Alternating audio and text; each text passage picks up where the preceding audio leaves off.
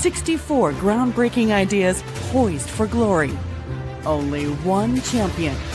Welcome innovators, trailblazers, and game changers to the ultimate showdown of entrepreneurial prowess. Welcome to the arena. Whose innovation will redefine the landscape of tomorrow? Only one champion will emerge victorious, claiming the coveted prize of $10,000. Round 1. Problem and solution. 1 minute on the clock. 2 ideas. Only one will emerge triumphant. Let the battle begin.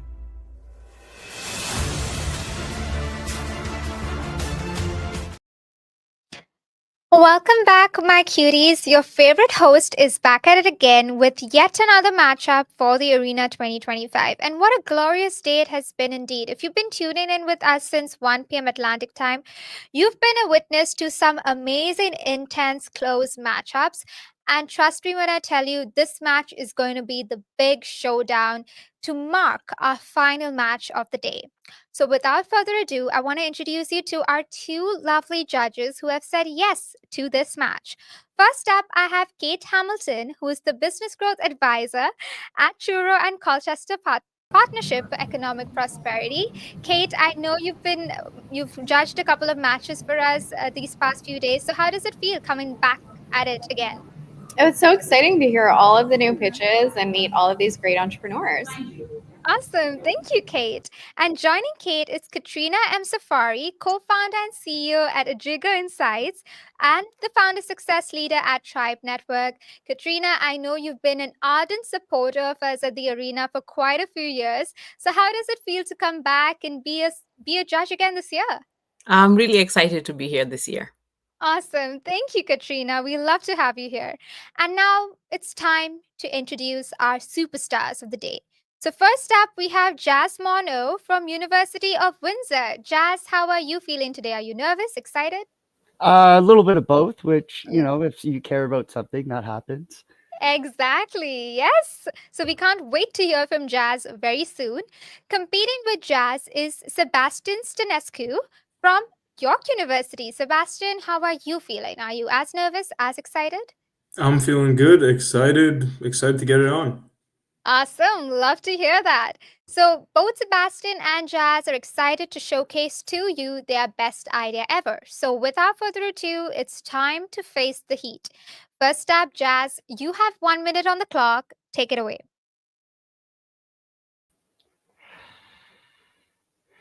There are over 1 million Canadian kids that play sports like ice hockey. In hockey, there are a lot of injuries like concussions, which count for 1.6% of the injuries. In figure skating, over 60% are injuries to the lower body. Having an ambulance medic costs about $150 an hour for the games. Hi, my name is Jazz Mono, owner and operator of Kinetic Edge Therapy, which is an athletic therapy-based company that offers pre- and post-game stretching services for players and attend to injuries during games. We would be paid by the league, which would budget for this from the money from the medics, which actually saves them money. The money also would go towards paying the therapist and the business expenses like supplies. The league, if they charged an extra $50 per person, would actually cover for these services. This is the basis of my business, which is providing a cost-effective method to help sports injuries across sports. Thank you for your time. That was very well said. Thank you so much, Jazz. Competing with that is Sebastian. You too have 1 minute on the clock. The floor is yours. Hi, everyone. In Canada, we throw out half of the food that we produce. In restaurants, that's over 3 billion pounds a year right before it gets to people. That means lost meals, lost revenue, and more emissions. The issue is that most of our solutions to food waste are about redistribution. Who do we give this to? People, animals, compost? I have an easier question. What if we just didn't waste it in the first place? The number one cause of food waste in restaurants is poor forecasting and excess inventory. My business, Calabaza, helps restaurants measure their waste and make better forecasting decisions so they can reduce over-ordering, food costs, and improve their margins. Most restaurants grossly underestimate just how much they are wasting, and by helping them track and plan better, we're helping them run smoother, make more money, and help the planet while they do it. Thank you so much, and help us save food before it's waste. Awesome. Thank you so much, Sebastian.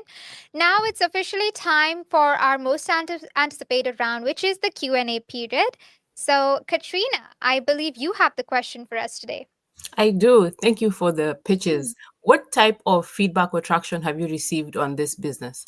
Perfect. So, what kind of feedback or traction have you received? Jazz, you go first. You have 30 seconds.